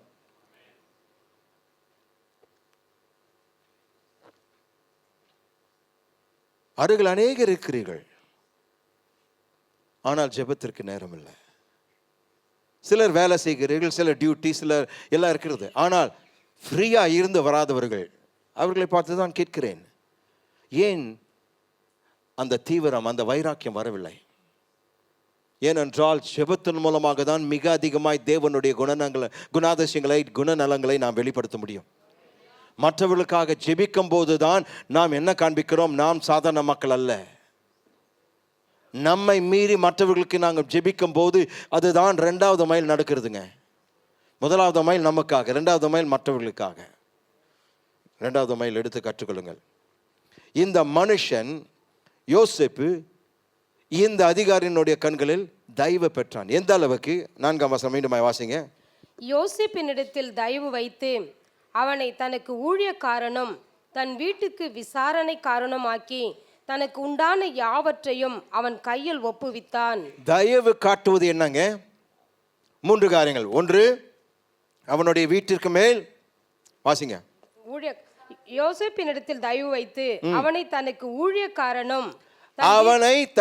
ஊழியக்காரனும் தன் வீட்டுக்கு விசாரணைக்காரனும் தன் வீட்டுக்கு விசாரணைக்காரன். 2, தனக்கு உண்டான யாவற்றையும் அவன் கையில் ஒப்புவித்தான். கவனிங்க, படிப்படியான உயர்வு பாருங்க. 1வது ஊழியக்காரன், வேலைக்காரன். 2வது விசாரணைக்காரன், சூப்பர்வைசர். 3வது உண்டான எல்லாவற்றையும் அதிகாரி. தேவனுக்கு கீழ்ப்படுகிற மனுஷன் தயவு பெறும்போது சாதாரண ஊழியக்காரனாய், சாதாரண வேலைக்காரனாய், சாதாரண இயேசுவின் அடிமைகளாய் இருக்கிற நாம் விசாரணைக்காரனாய் மாறுகிறோம். அதை பார்க்கிலும் தேவனுடைய எல்லா அதிகாரம் நம் கருத்தில் கொடுக்கப்பட்டிருக்கிறது. You carry God's authority on this earth. Oh, you're not listening to me. நீங்கள் தேவனுடைய அதிகாரத்தை சுமக்கிறவர்கள். பக்கத்தில் பார்த்து சொல்லுங்க, கை கொடுத்து சொல்லுங்க, ஹலோ தேவனுடைய அதிகாரியே, காலை வந்தனம். பக்கத்தில் பார்க்கவே மாட்டேங்கிறேன். இது என்ன? வேலூருடைய 7th வண்டரா?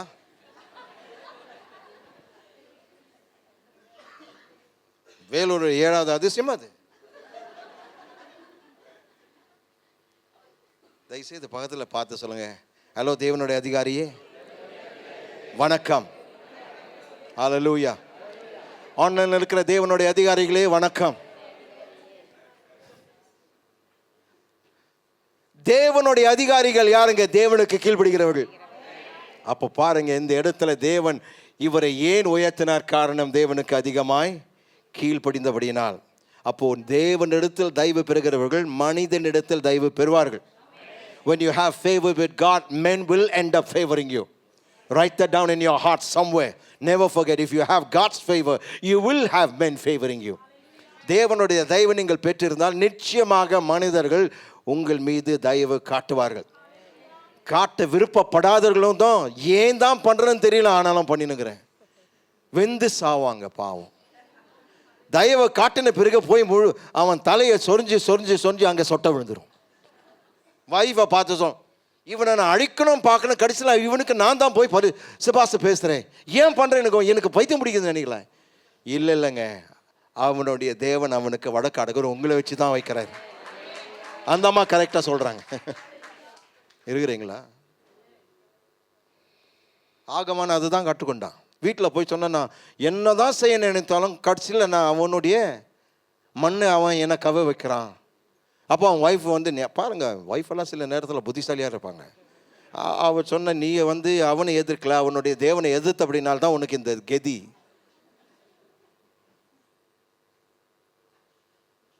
சில நேரத்தில் மனைவி பேச்சு கேட்கணுங்க, அதுவும் கரெக்டாக சொல்லும்போது.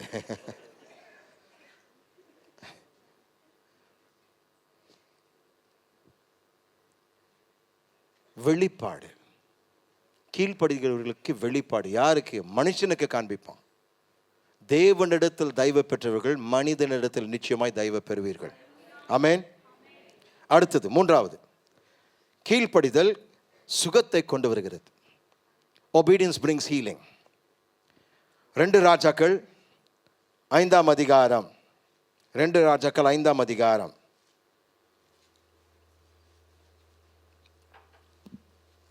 இது நாகமானை குறித்த ஒரு காரியம். நம்ம எல்லோருக்கும் இந்த சம்பவம் தெரியும். நாகமான் ஒரு குஷ்டரோகியாக இருந்தான், சிரியா தேசத்தின் அதிபதியாக இருந்தான், அவனோட சேனாதிபதியாக இருந்தான், தளபதியாக இருந்தான். அநேக வெற்றிகளுக்கு காரணம் அவன்தான் அந்த தேசத்தில்.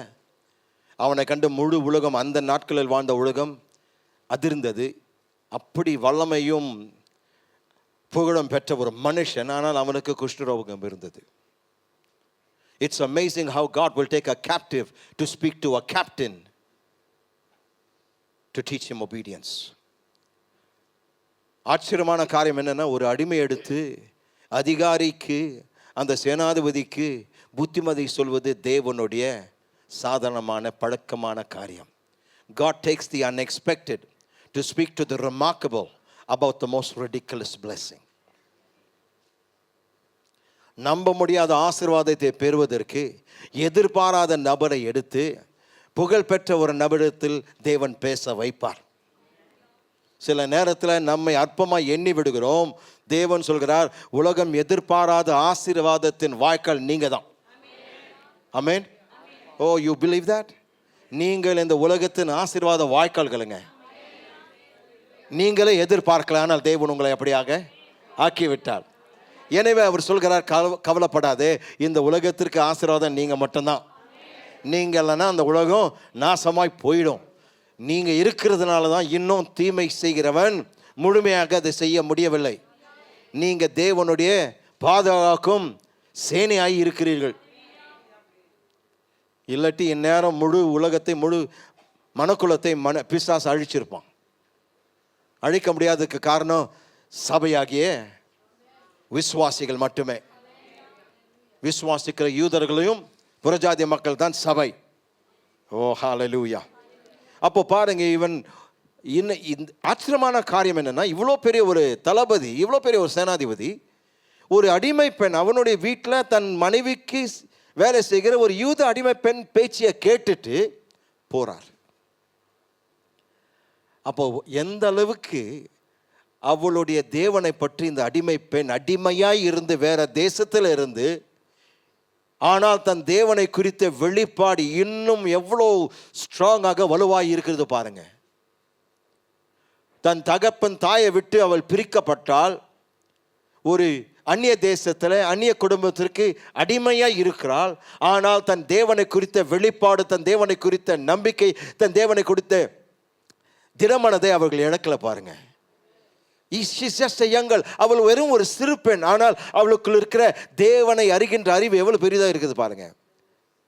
That's why we should never judge people by their age. தங்களுடைய வயது வைத்து மக்களை நாம் எடை போடவே கூடாது. அவளுடைய பேச்சு எவ்வளோ ஸ்ட்ராங்காக இருந்திருக்கோ அதை போய் கேட்கறது. அப்போ எவ்வளோ ஃபோர்ஸ்ஃபா, எவ்வளோ வைராக்கியமாக பேசியிருப்பா. நம்பி இவன் போகிறான்.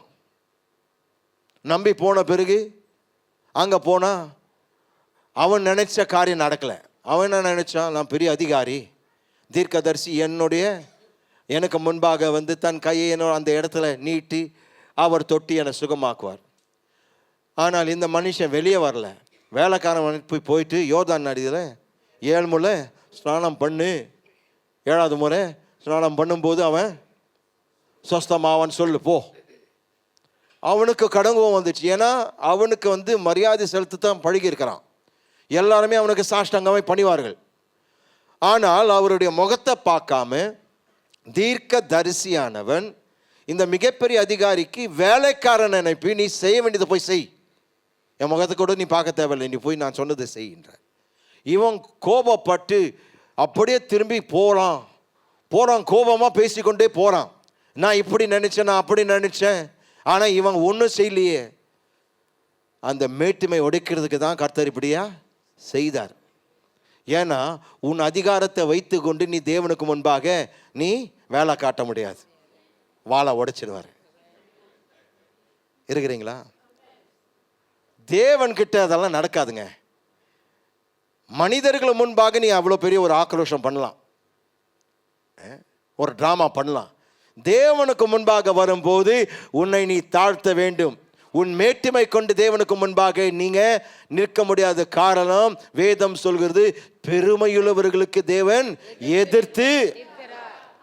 பாருங்க, நம்ம எல்லாருமே வசனம் தெரிஞ்சிருக்கிறோம்.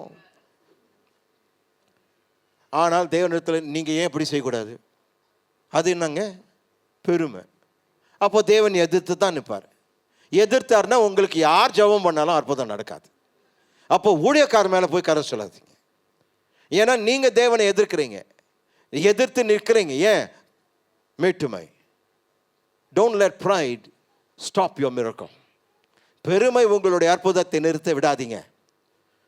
இவன் கோபப்பட்டு போகிறான். கர்த்தருக்கு நன்றி, அவனுக்கு வந்து சில புத்தியுள்ள வேலைக்காரங்களாவது இருந்தாங்க. இல்லை அவனுடைய அற்புதத்தை எழுந்திருப்பான்.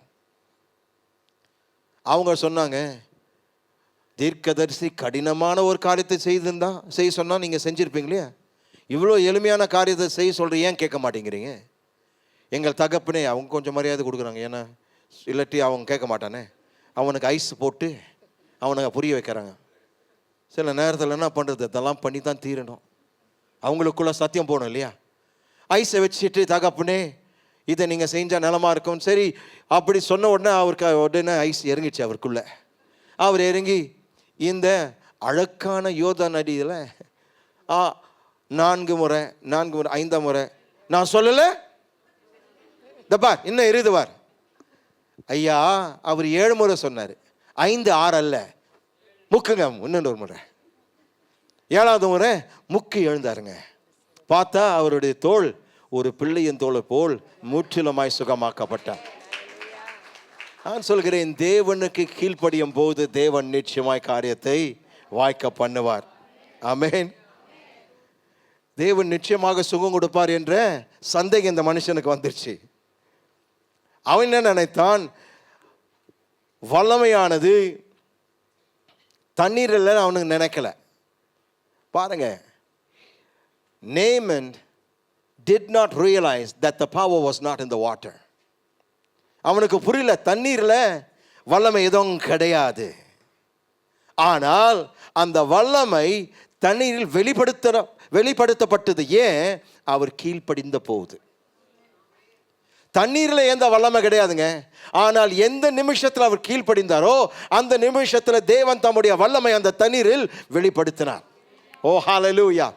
நீங்கள் எந்த நிமிஷத்தில் கீழ்ப்படுகிறீர்களோ, எந்த இடத்தை நாடி, எந்த கருவியை நாடி நம்பினீர்களோ, அந்த கருவியில் தேவன் தம்முடைய வல்லமை வைப்பார், வெளிப்படுத்துவார். God will reveal His power in the very thing that you went to obey and immerse yourself with or in. எதற்குள் நீங்கள் ஸ்நானம் பண்ண நீங்கள் போனீர்களோ, 6 முறை செய்தீர்களோ, நீங்கள் 7வது முறை செய்யும்போது தான் உங்களுக்கு முழுமையான விடுதலை கிடைக்கும். தயவுசெய்து இதை எழுதிக் கொள்ளுங்கள். Healing always comes from doing what God says. Healing always comes from doing what God says. தேவன் சொல்கிறதை செய்வதில் எப்போதுமே சுகம் வரும்.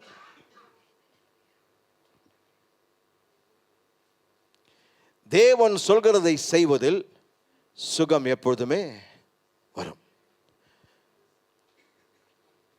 இயேசு செய்த எல்லா அற்புதங்கள் பாருங்க, அவர் சொன்னதை அவர்கள் செய்த போது அந்த சுகமளிக்கும் அற்புதத்தை பெற்றுக்கொண்டார்கள்.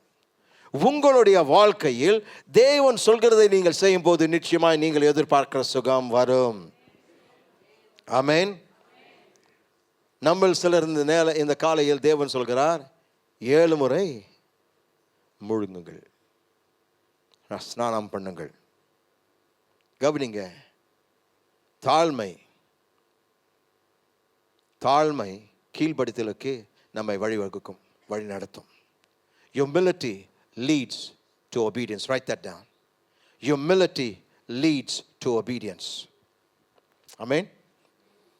அவன் 7ஆம் தரம் முழுகி நின்ற போது தேவனுடைய அற்புதத்தை கண்டார். அப்போ பாருங்க, இந்த 7 முறை வேறு எதுவும் கிடையாதுங்க. தேவன் நம்மை பரிச்சு பார்க்கிறார், நம்முடைய கீழ்ப்படிதலை சோதிக்கிறார், அவ்வளோதான்.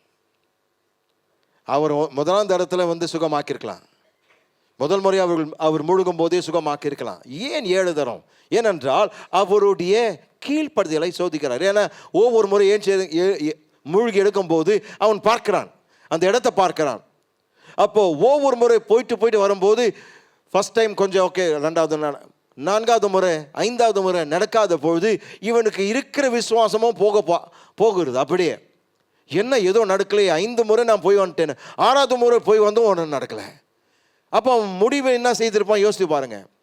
ஆனாலும் கீழ்ப்படுகிறான். 7ஆம் தரம் கீழ்ப்படிந்த போது அற்புதம் அவனுக்கு நடந்தது.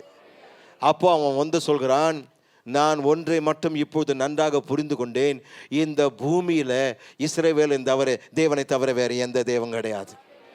இனி என்னுடைய வாழ்க்கை இந்த தேவனை மட்டும்தான் நான் பின்பற்றுவேன். பாருங்க, ஒரு அற்புதம் ஒரு மனுஷனுடைய நித்தியத்தை மாற்றிச்சு பாருங்க.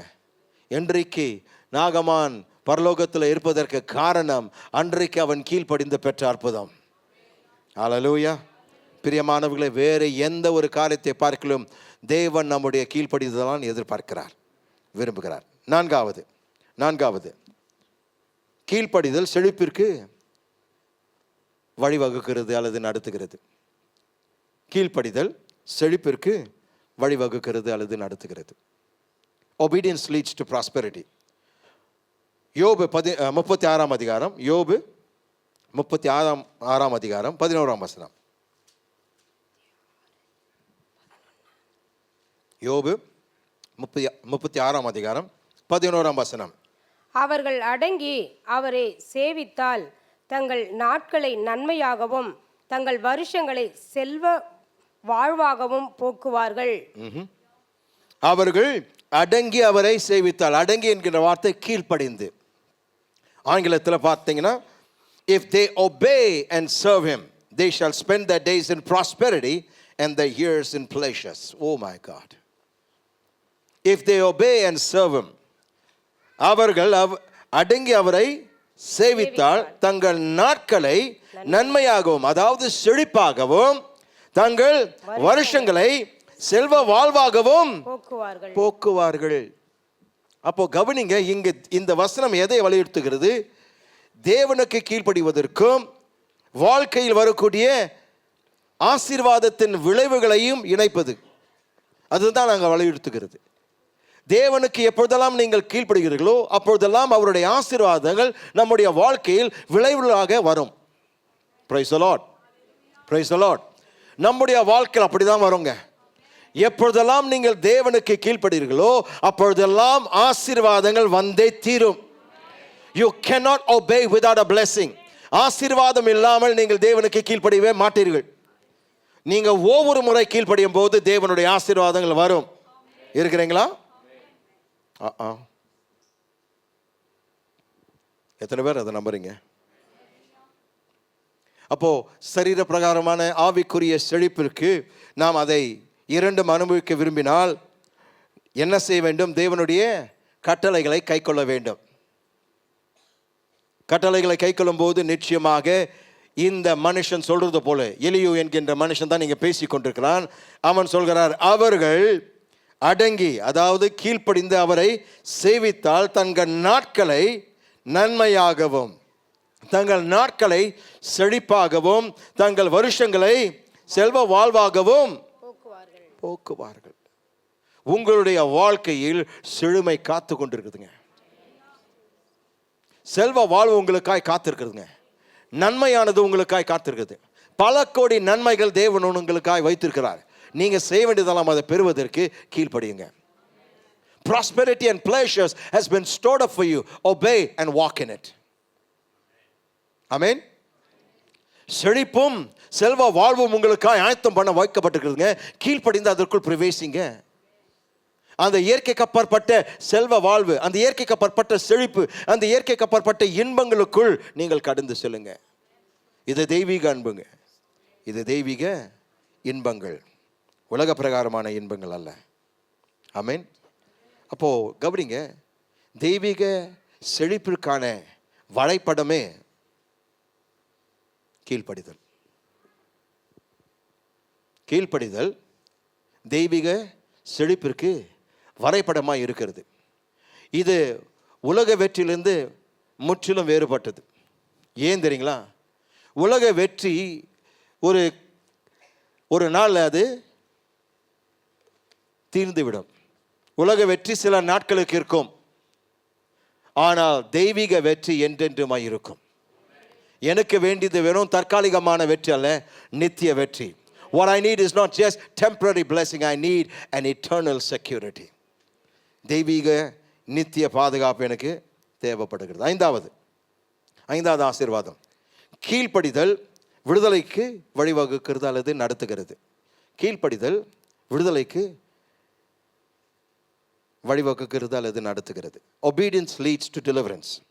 யாத்திராகமம் 14ஆம் அதிகாரம் 21, 22 வசனங்கள். யாத்திராகமம் 14, 21, 22. மோசே தன் கையை சமுத்திரத்தின் மேல் நீட்டினான். அப்பொழுது கர்த்தர் ராவ் முழுதும் பலத்த கீழ்காற்றினால் சமுத்திரம் ஒதுங்கும்படி செய்து அதை வறண்டு போக பண்ணினார். ஜலம் பிளந்து பிரிந்து போயிற்று. இஸ்ரவேல் புத்திரர் சமுத்திரத்தின் நடுவாக வெட்டாந்தரையிலே நடந்து போனார்கள். அவர்கள் வலது புறத்திலும் அவர்கள் இடது புறத்திலும் ஜலம் அவர்களுக்கு மதிலாக நின்றது. கவனிங்க, இந்த சம்பவம் நம்ம அனைவருக்கும் தெரியும், அதிகமாக போதிக்க வேண்டியதில்லை. ஆனால் கேட்க வேண்டிய கேள்வி, இவ்வளோ பெரிய ஒரு கடலுக்கு முன்பாக அந்த நடுவில் நடந்து போய் என்று தேவன் நமக்கு சொல்லியிருந்தா, இந்த சபையில் கை தூக்காதீங்க, தயவுசெய்து கை தூக்காதீங்க. இந்த சபையில் எத்தனை பேர் அதை செஞ்சுருப்போம்? என்னையும் சேர்த்து தான் சொல்கிறேன். ஸோ உங்களுக்கு ஆறுதல். எத்தனை பேர் செஞ்சுருப்போம்? இருக்கிறீங்களா? எத்தனை பேர் செஞ்சுருப்போங்க? யோசித்து பாருங்க. நாளைக்கு நான் உங்களை எல்லாரையும் மெரினா பீச்சுக்கு முன்பாக கூட்டின்னு போயிட்டு கர்த்தர் சொல்கிறார் இதில் நடந்து போகணும். எத்தனை பேர் கூட வருவீங்க? அங்கே நீங்கள் எல்லாரும் முழங்கால் படிட்டு ஜெபிக்க ஆரம்பிச்சிடும். எனக்கு எங்கள் பாஸ்டரை காப்பாற்றுங்கன்னு செய்ய மாட்டோம். ஏன்னா இது அப்படி நிற்குது. சரி, கையை நீட்டின உடனே அது பிளந்த பிறகு நடக்க சொல்கிறாரு. இது எவ்வளோ நேரம் நிற்கும்? கமான். உங்களில் எத்தனை பேர் அந்த ஓரமாக போயிட்டு எத்தனை பேர் செஞ்சுருப்போம்? ப்ளீஸ் கொஞ்சம் உண்மையாக இருப்போமே. நடக்கும்போது அப்பப்போ ஏன்னா இது சோறா இல்லை தண்ணீர், இன்னும் தண்ணி மாதிரி தான் தெரியுது. இது எவ்வளோ நிற்கும்? எவ்வளோ நேரம் நிற்கும்? 3 நாட்கள் ஆனதுங்க. 3 நாட்கள் எவ்வளோ பயம் எடுத்திருக்கோம்? ஸ்தோத்திரம் ஸ்தோத்திரம் ஸ்தோத்திரம் ஸ்தோத்திரம். எத்தனை ஸ்தோத்திரங்கள் அன்றைக்கி ஏற எடுத்திருப்பாங்க. அப்போதான் எல்லாம் ஸ்தோத்திரம் வரும், மற்ற நேரத்தில் வரவே வராது.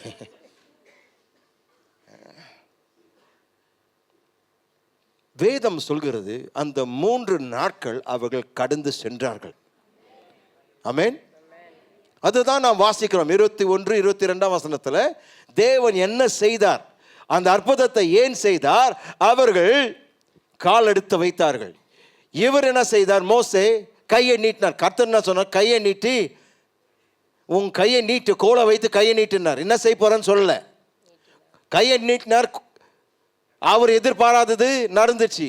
செங்கடல் பிளந்து வழி உண்டாக்கினார். நான் சொல்கிறேன், கீழ்ப்படுகிறவர்களுக்கு தேவன் வழியை உண்டாக்குவார். ஆமென். கீழ்ப்படுகிறவர்களுக்கு வழி இல்லாத இடத்துல தேவன் வழி உண்டாக்குவார். God will make a way where there is no way to those who obey. Are you willing to obey God at all costs? என்ன கரையம் இருந்தாலும் நான் கீழ்ப்படி ஆயத்தமாக இருக்கிறேன் என்று சொல்கிறவர்கள், உங்களுக்கு முன்பாக உங்களுடைய செங்கடல்கள் பிளக்கப்படுகிறது நீங்கள் பார்ப்பீர்கள். பிளக்கப்பட்டது பார்க்கலாம், அதன் ஊட நடக்க உங்களுக்கு தைரியம் இருக்கிறதா, துணிச்சல் இருக்கிறதா? பிளக்கப்பட்டிருக்கிறது தேவ வல்லமையினால், ஆனால் நடுப்பீங்களா? கீழ்ப்படிதல் நிச்சயமாக நீங்கள் எதிர்பார்க்கிற விடுதலை, உங்கள் பிள்ளைகள் எதிர்பார்க்கிற விடுதலை, உங்கள் கணவருக்கு, உங்கள் மனைவிக்கு, உங்களுடைய குடும்பத்திற்கு, உங்களுடைய உற்றார் சுற்றாருக்கு நீங்கள் விடுதலை காண விரும்புகிறீர்களே, நீங்கள் கீழ்ப்படியும் போது அவர்கள் விடுதலையாக்கப்படுவார்கள். ஆமென், ஆமென். ஆறாவதாக இது கடைசி, இது முடிச்சிடலாம். ஆமென். 5 நிமிடங்கள் முடிச்சிடலாம். Praise the Lord. கீழ்ப்படிதல் மிக அற்புதமான ஆசீர்வாதங்களை கொண்டு வருகிறது. கீழ்ப்படிதல் மிக அற்புதமான ஆசீர்வாதங்களை கொண்டு வருகிறது. Obedience brings the most wonderful blessings. Obedience brings the most wonderful blessings. கீழ்ப்படிதல் மிக அற்புதமான ஆசீர்வாதங்களை கொண்டு வருகிறது. லூக்கா 5ஆம் அதிகாரம் முதல் 3 வசனங்கள் வேகமாய் வாசிங்க. பின்பு அவர் கெனரேசரேத் கடல் அருகே நின்றபோது திரளான ஜனங்கள் தேவ வசனத்தை கேட்கும்படி அவரிடத்தில் நெருங்கினார்கள். அப்பொழுது கடற்கரையிலே நின்ற 2 படவுகளை கண்டார். மீன் பிடிக்கிறவர்கள் அவைகளை விட்டிறங்கி வலைகளை அலசி கொண்டிருந்தார்கள். அப்பொழுது அந்த படவுகளில் ஒன்றில் ஏறினார். அது சீமோனுடையதா இருந்தது. அதை கரையிலிருந்து சற்றே தள்ளும்படி அவனை கேட்டுக்கொண்டு அந்த படவில் உட்கார்ந்து ஜனங்களுக்கு போதகம் பண்ணினார். அவர் போதகம் பண்ணி முடித்த பின்பு சீமோனை நோக்கி, ஆழத்திலே தள்ளி கொண்டு போய் மீன் பிடிக்கும்படி உங்கள் வலைகளை போடுங்கள் என்றார். அதற்கு சீமோன், ஐயரே, ராவு முழுதும் நாங்கள் பிரயாசப்பட்டும் ஒன்றும் அகப்படவில்லை. ஆகிலும் உம்முடைய வார்த்தையின்படியே வலையை போடுகிறேன் என்றான். அந்தபடியே அவர்கள் செய்து தங்கள் வலை கிழிந்து போகத்தக்கதாக மிகுதியான மீன்களை பிடித்தார்கள்.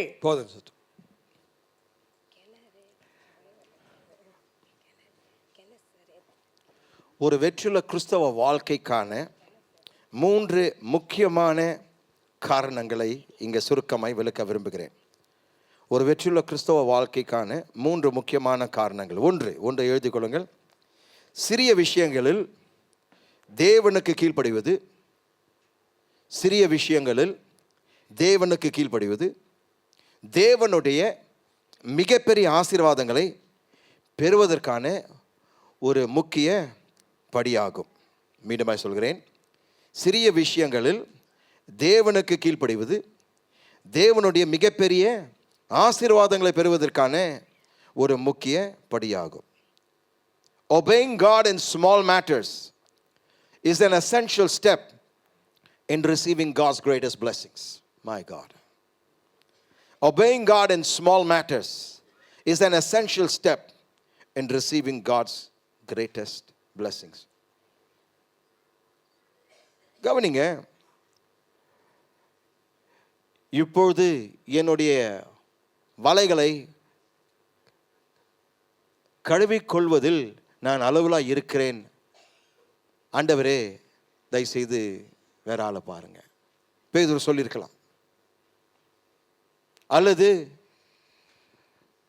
அங்க இருக்கிற அந்த படகு போய் கேளுங்களேன், அவங்கள கேட்கலாம் இல்லையா? அப்படியும் சொல்லி இருக்கலாம். அல்லது அவர் சொல்லலாம், பாருங்கள் நான் ரொம்ப டயர்டாக இருக்கிறேன், திருப்பியும் இந்த நைட்டில் திருப்பியும் நான் வரணும், இரவில் நான் வந்து மீன் பிடிக்கணும், எனவே நீங்கள் வேலை ஆரம்பிப்பாளுங்க சொல்லியிருக்கலாம்.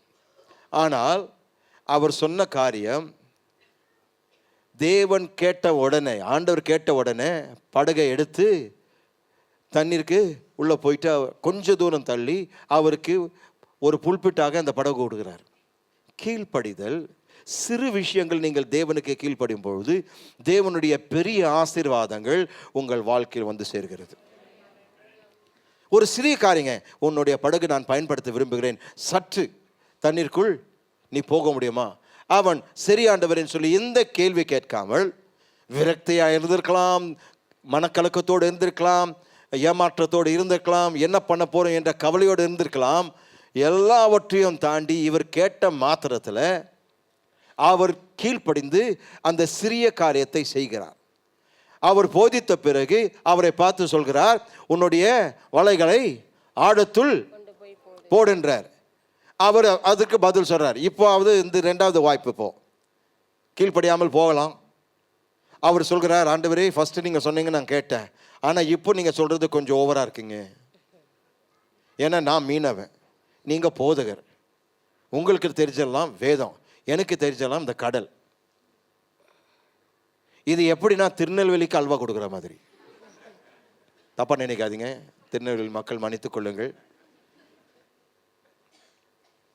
நான் தவற சொல்லவில்லை, ஒரு உதாரணம் தான்.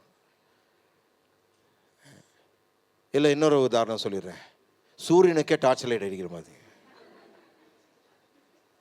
ஆண்டவர் சொல்கிறாரு, நீ சற்று ஆழத்தில் போய் உன் வலையை போடுன்றாரு. இவர் சொல்கிறார், நான் ஃபுல்லாக தேடி பார்த்தாச்சு, நைட்டு ஃபுல்லாக நாங்கள் எல்லாரும் எங்கள் பிஸ்னஸ் ஆட்கள் எல்லாம் இங்கே நெட்வொர்க்கே உள்ளே இருந்ததுங்க, எல்லா இடத்துல பார்த்தாச்சு, ஒன்றுமே அகப்படலை, நீங்கள் இப்போ போயிட்டு திருப்பி ஆழத்தில் போடணும்னா என்ன அர்த்தம்? உமக்கும் கடலுக்கும் என்ன சம்பந்தம் ஐயா? கேட்டு இருக்கலாம். ஆனால் அவர் சொன்னார், நாங்கள் ராமுழுதும் ஒழிச்சோம், ஒன்றும் பிடிக்கல, ஆயினும் சொல்லுங்க, அந்த அந்த பகுதி மட்டும் வாசிங்க. ஆகிலும் உம்முடைய வார்த்தையின்படியே வலையை போடுகிறேன் என்றார். ஆகிலும் உம்முடைய வார்த்தையின்படி வலையை போடுகிறேன். என்ன அர்த்தம்? உம்முடைய வார்த்தைக்கு நான் கீழ்ப்படுகிறேன். எனக்கு புரியல, என்னுடைய புத்திக்கு அப்பாற்பட்டது, எனக்கு தெரிஞ்சதெல்லாம் எனக்கு நான் செய்து விட்டேன், எதுவும் அகப்படல. ஆனால் நீ சொன்ன ஒரே வார்த்தையின் காரணமாக நான் உம்முடைய போதனை கொஞ்ச காலமாக கொஞ்ச நேரமாக கேட்டுக்கொண்டிருந்தேன். உம்முடைய வார்த்தையில் வல்லம் இருக்கிறது, எனவே இந்த வார்த்தை என் புத்திக்கு அப்பாற்பட்டதாக இருந்தாலும் அந்த வார்த்தையில் வல்லம் இருக்கிறது என்று நம்பி நான் இறங்குறேன், நான் கீழ்ப்படுகிறேன். கீழ்ப்படிந்த உடனே நமக்கு எல்லாருமே அந்த ஆசீர்வாதத்தினுடைய பெருக்கத்தை நாம் உணர முடிகிறது. பிரியமானவர்களே, அநேக நேரங்களில் நமக்கு மிக அற்பமாய் தோன்றுகின்ற காரியங்கள் நாம் செய்ய விருப்பம் கொண்டிருப்போமானால் தேவனுடைய மிகப்பெரிய மிக அற்புதமான ஆசீர்வாதங்கள் நம்முடைய வாழ்க்கையில் வந்து சேரும். இருக்கிறீங்களா? ரெண்டாவது குறிப்பு, முக்கியமான குறிப்பு, நம்முடைய கீழ்ப்படுதல் எப்பொழுதுமே மற்றவர்களுக்கு பயனளிக்கும். நம்முடைய கீழ்ப்படுதல் எப்பொழுதும் மற்றவர்களுக்கு பயனளிக்கும். Our obedience always benefits others. கவனிங்க, வெறும் பேதுரு மட்டும் ஆசீர்வதிக்கப்படலை. முதலாவது, பேதுரு அவருடைய கீழ்ப்படிதலினால் ஆசீர்வதிக்கப்படுகிறார். ரெண்டாவது, அங்கே இருந்த அந்த கூட்டம் ஆசீர்வதிக்கப்படுகிறது. ஏனென்றால் அவர் தண்ணீர், அந்த படகில் ஏறி தண்ணீருக்குள் பேச ஆரம்பித்த உடனே அவர்களுக்கு அந்த தண்ணீரினுடைய எதிரொலியின் மூலமாய் எல்லாருக்கும் தெளிவாக இயேசு போதித்த அந்த மிக முக்கியமான சத்தியங்களை கேட்டார்கள். அது நிமித்தமாய் விசுவாசம் அடைந்தார்கள். அது நிமித்தமாய் தேவனை தேட ஆரம்பித்தார்கள். ஆமென். அப்போ யோசித்து பாருங்க, இவன் கீழ்ப்படியாமல் போயிருந்தால் அத்தனை மக்களுடைய ஆசீர்வாதம் அவர்கள் இழந்திருப்பார்கள்.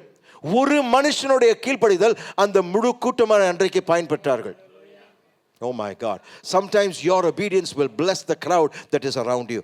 உங்களை சுற்றி இருக்கிற கூட்டம் உங்கள் நிமித்தமாய் ஆசீர்வதிக்கப்படுவார்கள். இருக்கிறீங்களா? அப்போ முதலாவது அந்த கூட்டம் ஆசீர்வதிக்கப்பட்டது. அது மட்டுமல்ல, கவனிங்க, இன்னும் ஒருத்தர் ஆசீர்வதிக்கப்படுகிறார், நம்முடைய ஆண்டவராகிய இயேசு.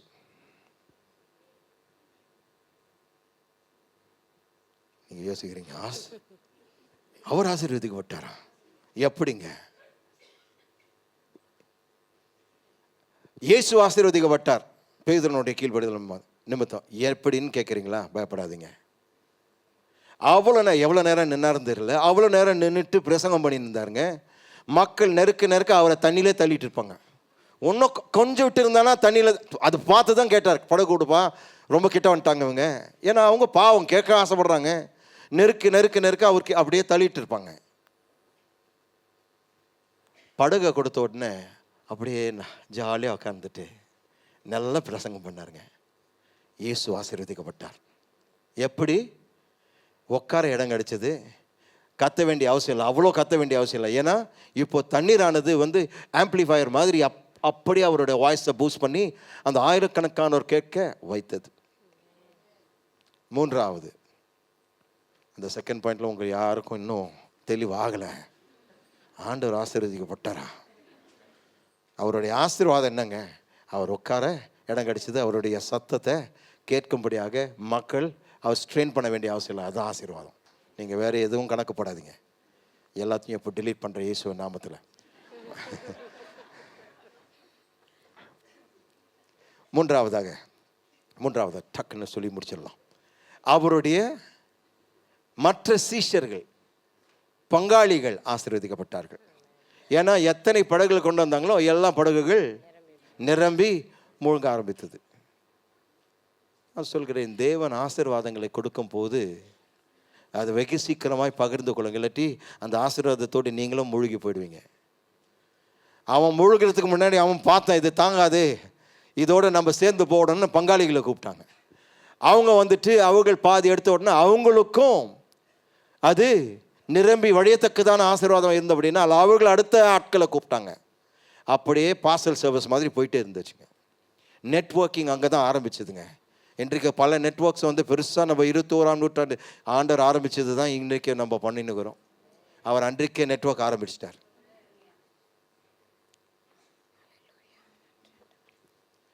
பிரியமானவர்களே, நீங்கள் கீழ்ப்படியும் போது நீங்கள் மட்டுமல்ல, உங்களை சுற்றி இருக்கிறவர்கள் ஆசீர்வதிக்கப்படுவார்கள். கடைசியாக, நாம் தேவனுக்கு கீழ்ப்படியும் போது ஒருபோதும் ஏமாற்றம் அடைய மாட்டோம். When we obey God, we will never be disappointed. அவன் ஏமாந்துதான் கரைக்க வந்தார். ஆனால் கர்த்தருக்கு கீழ்ப்படிந்து ஏமாந்து போன ஒரு மனுஷன் இருக்கிறான் என்று சரித்திரமே கிடையாது. நீங்கள் பழைய ஏற்பாட்டை வாசித்து பார்த்தாலும் புதிய ஏற்பாட்டை வாசித்து பார்த்தாலும் கர்த்தரை நம்பி கீழ்ப்படிந்து அவருடைய சித்தத்தை செய்தவர்கள் ஏமாந்து போனார்கள், ஏமாற்றம் அடைந்தார்கள் என்று உங்களால் காட்டவே முடியாதுங்க.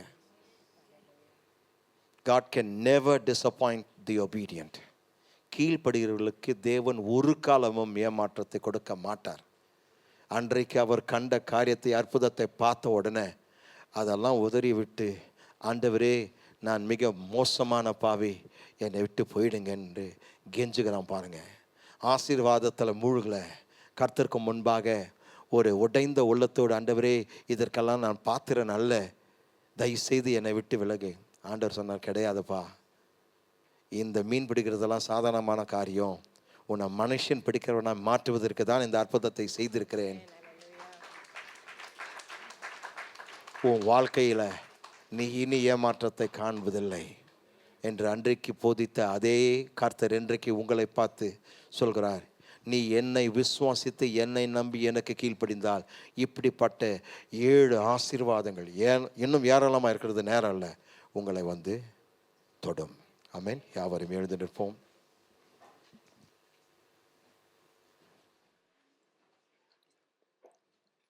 கீழ்ப்படிய விரும்புகிறவர்கள், கீழ்ப்படிய தீர்மானித்தவர்கள் இந்த வார்த்தையை கேட்டீர்கள். இப்பொழுது நாம் கீழ்ப்படிந்து தேவனை இதுவரைக்கும் இல்லாத விதத்தில் அவரை துதித்து கீழ்ப்படியும் போது அவர் நமக்காய் வைத்திருக்கிற இந்த 7 வெளிப்பாடுகள் தியானம் பண்ணி இந்த வாரம் முழுக்க நாம் எத்தனை முறை இந்த செய்தியை கேட்க முடியுமோ அதை கேட்டு அதன்படி நம்முடைய வாழ்க்கையில் நடக்கிறதா என்று நீங்கள் சோதித்து பாருங்க. ஆனால் ஃபர்ஸ்ட் கீழ்ப்படியணும். கீழ்ப்படியும் போது இந்த 7 காரியங்கள், இதற்கு மேலான ஏராளமான காரியங்கள் வேதத்தில் இருக்கிறது, நேரம் கிடையாது. அதெல்லாம் உங்களுடைய வாழ்க்கையில் சம்பவிக்குங்க. கர்த்தர் பொய் சொல்ல ஒரு மனிதன் அல்ல. ஒரு சிலருக்கு மட்டும் செய்து மற்றவர்களை கைவிடுகிற தேவன் அவர் அல்ல. முதலாவது உன் வாழ்க்கையை ஒப்புவி, கர்த்தரிடத்தில் அர்ப்பணி, உன் வாழ்க்கையை அர்ப்பணி, உன் குடும்பத்தை அர்ப்பணி, உன் வேலையை அவருடைய கருத்தில் கொடுங்க. அவர் சொல்கிறதை செய்யுங்க. கேள்வி கேட்காம ஏன் எது உன்னுடைய ஞானத்தெல்லாம் அங்கே பயன்படுத்தாது. செய்ய சொல்றாரா, எந்த கேள்வி கேட்காம, எந்த தர்க்கம் பண்ணாம, எந்த சாக்கு போக்கு சொல்லாம அவர் சொல்வதை அப்படியே செய்யுங்க. நான் சொல்கிறேன், பிரமிக்கத்தக்க வியக்கத்தக்கதான ஆசீர்வாதங்கள் உங்களுக்காக காத்திருக்குது. எல்லோரும் வாய்களை திறந்து சற்று நேரம் தேவனை துதிப்போம். ஹல்லேலூயா, ஓ ஹல்லேலூயாப்பா. கீழ்ப்படிந்தால் எத்தனை நன்மைகள், கீழ்ப்படிந்தால் எத்தனை பலன்கள், கீழ்ப்படிந்தால் ஆண்டவரே எத்தனை வெகுமதிகள், கீழ்ப்படிந்தால் கர்த்தாவே எத்தனை அற்புதமான ஆசீர்வாதங்கள். ஓ ஹல்லேலூயா. பராமரிப்பு, செழிப்பு, அப்பா பாதுகாப்பு, இயற்கைக்கு அப்பாற்பட்ட ஆண்டவரே ஆசீர்வாதங்கள், ஆண்டவரே விடுதலை, செழிப்பு, தேவனை பற்றிய வெளிப்பாடு, ராஜா ஏராளமான வியக்கத்தக்கதான பிரமிக்கத்தக்கதான மனிதனுடைய கற்பனையில் தோன்றாத ஆசீர்வாதங்கள் எங்களுக்காய் கீழ்ப்படிதல் மூலமாய் வைத்திருக்கிறீரே, உமக்கு நன்றி. Thank you Lord. உமக்கு நன்றி அப்பா. மை நன்றியோடு துதிக்கிறேன் ஐயா, மை நன்றியோடு துதிக்கிறேன். இந்த சத்தியங்களுக்காக உமக்கு நன்றி, இந்த வெளிப்பாடுகளுக்காக உமக்கு நன்றி. நாங்கள் கீழ்ப்படி ஆண்டவரே தீர்மானம் எடுக்கிறோம், நாங்கள் தீர்மானம் எடுக்கிறோம் அப்பா. நீர் என்ன செய்ய சொன்னாலும் அதை ஆண்டவரே நாங்கள் செய்வோம் அப்பா. எங்கள் பலத்தை கொண்டு அல்ல, ஆவியானவருடைய துணையினால், ஆவியானவருடைய உதவினால் அதை செய்வோம் என்று நாங்கள் உறுதி கூறுகிறோம், உறுதி கூறுகிறோம்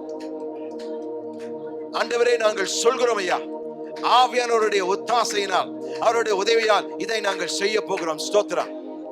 ஓ ஹல்லேலூயா. நன்றியோடு துதிக்கிறேன் ஆண்டவரே, நன்றியோடு துதிக்கிறேன் ஆண்டவரே, நன்றியோடு துதிக்கிறேன் ஆண்டவரே. Thank you Lord. நன்றி அப்பா, நன்றி அப்பா. ஆண்டவரே இந்த சபை கீழ்ப்படிதல் உள்ள சபையா எங்களை மாற்றும் அப்பா. இது கீழ்ப்படுகின்ற சபையை மாற்றும். இங்க இருக்கிற யாவரும், ஆன்லைனில் பார்க்கிற யாவரும் அப்பா, நாங்கள் கீழ்ப்படிவோம். தேவனுடைய சத்தத்துக்கு நாங்கள் செவி கொடுப்போம்.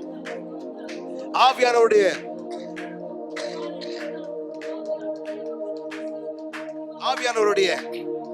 மெல்லிய தூண்டுதல்களை கேட்க நாங்கள் ஆவலுள்ளவர்களாய் இருப்போம். ஓ ஹல்லேலூயா. ஆவியானவருடைய மெல்லிய சத்தத்தை கேட்க எங்களை ஆண்டவரை நாங்கள் வளர்த்துக் கொள்வோம். We will develop our sensitivity to hear the quiet promptings of the Holy Spirit. Speak. ஆவியானவர் எங்களோடு பேசும். கீழ்ப்படிதலின் முக்கியத்துவத்தை எங்களுக்கு போதித்தரலும். இதை குறித்து இன்னும் வெளிப்பாடுகள் ஆண்டவரே உம்முடைய மக்கள் தியானிக்கும் போது, இந்த சபை விசுவாசிகள் தியானிக்கும் போது இன்னும் ஏராளமான வெளிப்பாடுகள் அவளுக்கு தாரும் ஐயா. கீழ்ப்படிதலை பற்றிய இன்னும் ஆண்டவரே சத்தியங்களை போதித்தரலும். இவர்கள் அனைவரும் கர்த்தாவே ஆழமாய் படித்து ஆண்டவரே சிறப்பான ஆண்டவரே சபை தலைவர்களாக அவர்கள் மாற உதவி செய்யும். ஓ ஹல்லேலூயா. ஸ்தோத்திரம். எங்கள் அன்பின் பிதாவே, இயேசு கிறிஸ்துவின் நாமத்திலும் ஆண்டே வருகிறோம் அப்பா.